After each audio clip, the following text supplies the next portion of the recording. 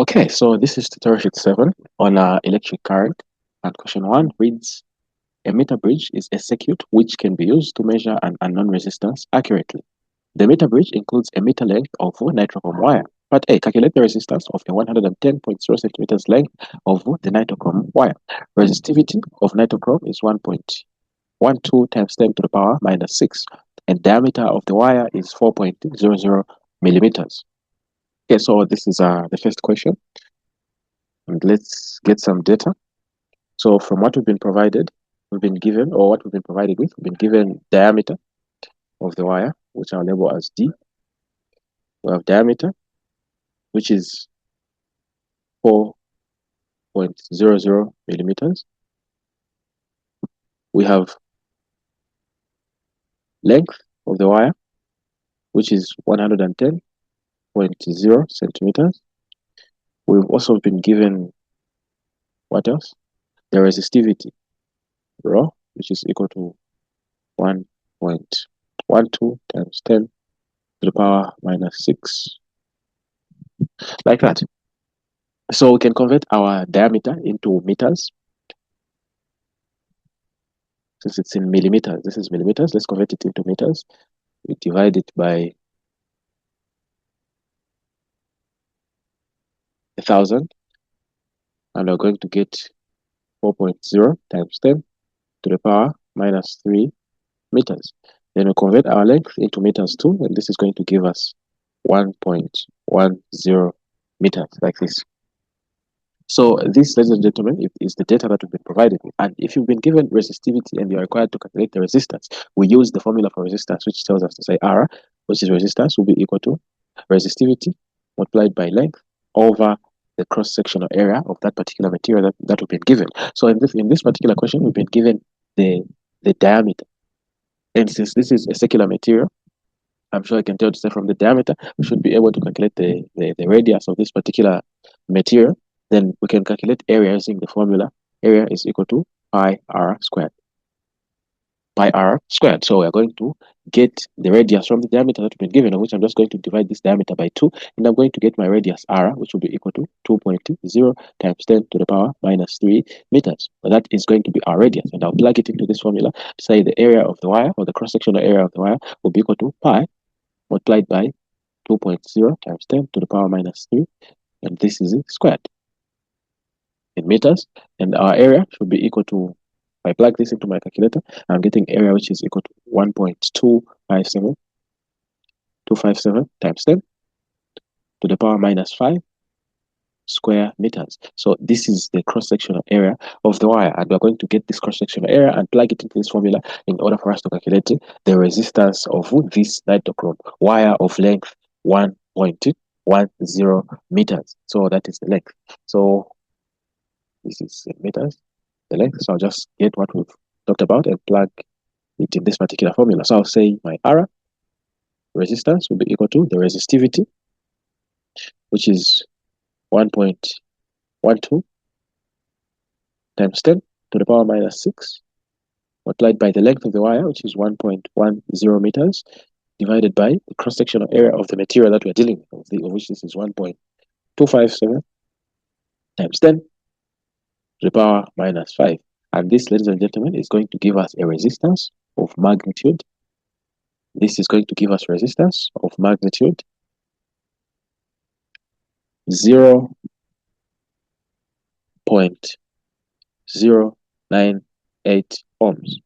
So this is the resistance of the nitrochrome wire with resistivity of 1.12 times 10 to the power minus 6 and length of 1.10 meters and cross-sectional area of 1.257 times 10 to the power minus 5 square meters. And that, ladies and gentlemen, is all about question 1.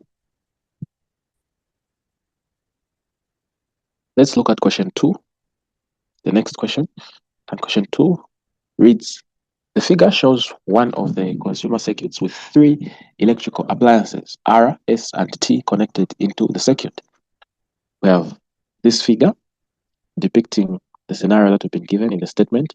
Then they're saying using the current, voltage, and resistance values shown on figure 4.3, calculate 1, the current at point X and at point Y. 2, the resistance of the appliance T. And 3, the combined resistance. So this is question 2. You should calculate the current at point X and Y, of which we're basically talking about that point and that point. Then you should find the resistance in the appliance T. Then you should also find the combined resistance in this appliance. So this is a very interesting question. And what you're supposed to know, or first things first, is that since this is a parallel circuit, that means the voltage is the same everywhere across the circuit. So what must we understand? We're going to solve this question, or solve the first part of this question, which is part 1, using what we call the Kirchhoff's law, or the Kirchhoff's current law. I don't know if you can pronounce it as Kirchhoff or as Kirchhoff. It differs with the German pronunciation and the English pronunciation, but yes, that's the name of a German physicist. I'd prefer calling him Kirchhoff. You're going to use what we call the Kirchhoff's current law, and the Kirchhoff's current law states to say the total current that enters a junction must be equal to the current that leaves that particular junction. So if we look at where this current is coming from, since this is the point where the current is coming from, we have 7.4 amps entering this junction that we have here. So if this is the total that is entering, we should also have the same amount of current leaving that particular junction. Hence, in order for us to calculate the current passing through the point X, what must we do? We're going to say this current that we have here minus this current that is flowing through the 24 ohms resistor, because the current is dividing. There's 4.6 amps that is entering the 24 ohms resistor, whilst some current is proceeding through point X. So in order for us to find current at X, we're going to say 7.7 amps minus 4.6 amps. So I'll say this is question 2. This is question 2, and we're supposed to calculate current at X.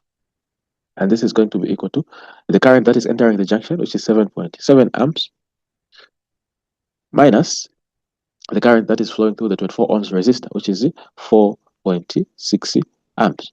And this, ladies and gentlemen, is going to give us a total of 3.1 amps. 3.1 amps. This is the current that is flowing through point X. So that is the first part we calculated for X. Then let's go to the second part, which is Y.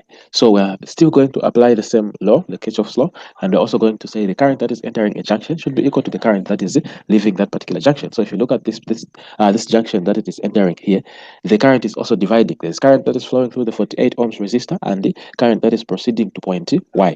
And we're going to use the same approach to calculate that current that is flowing through point Y, or that is at point Y. So I'm going to say current at point Y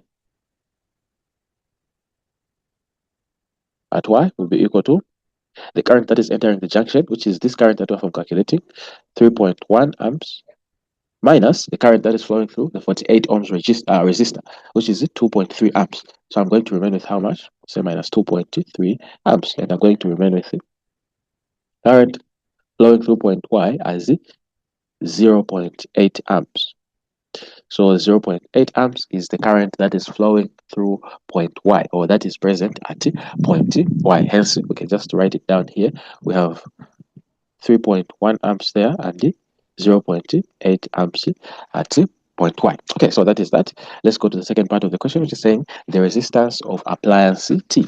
The resistance of appliance T. So in order for us to find the resistance at the appliance T, we are going to apply what we call the Ohm's law. And using the Ohm's law, we say voltage is equal to current multiplied by resistance, like that. And since this is a parallel circuit, as we already talked about in the beginning, the voltage across each component is the same as the voltage that is at the source, which means this same 110 volts is the one that is at that point, is the one that is at that point, and it is the one that is at point T, or at the appliance T. So what we're going to do here, we're going to make this resistance the subject to the formula by doing what? By dividing both sides by I.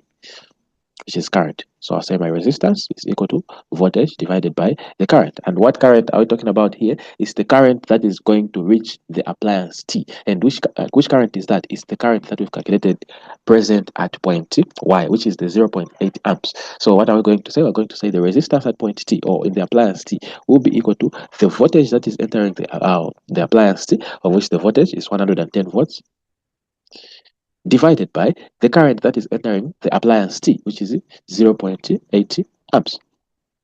And this, ladies and gentlemen, is going to give us a value of resistance which is equal to what? Which is equal to 137.5 ohms. Our resistance in the appliance T is 137.5 ohms, and that is that on part 2 of this question. Let's go to the last part, which is saying calculate the combined resistance. Calculate the combined resistance. So here we are trying, or basically what we're supposed to do is to calculate the resistance of the entire circuit that we've been given here.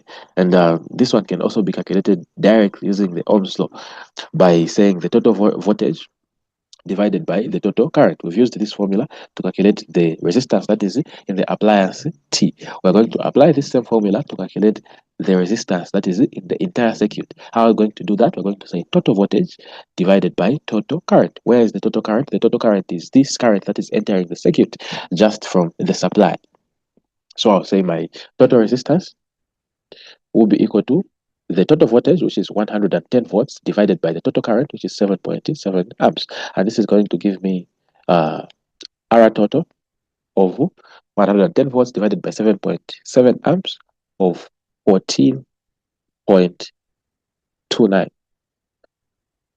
14.29 ohms. So the total resistance in this whole circuit, ladies and gentlemen, is 14.29 ohms. And when we reach that point, ladies and gentlemen, we are basically done with question 2. So that's it, ladies and gentlemen. Thank you very much for watching this particular video. For the full solutions to this tutorial sheet, kindly register with us using the link that I've included in the description of the video, but also the description of my YouTube channel. We have all the solutions ready from tutorial sheet 1 up to tutorial sheet 7, which is the current tutorial sheet, and we'll continue doing our best to serve our students in the best possible way to help them prepare out their exams. Register with Discrete Learning Institute today and excel in your academics. Don't forget to subscribe to the channel and share this particular video, and also leave a comment and like. Thank you very much for watching. Until next time, stay blessed.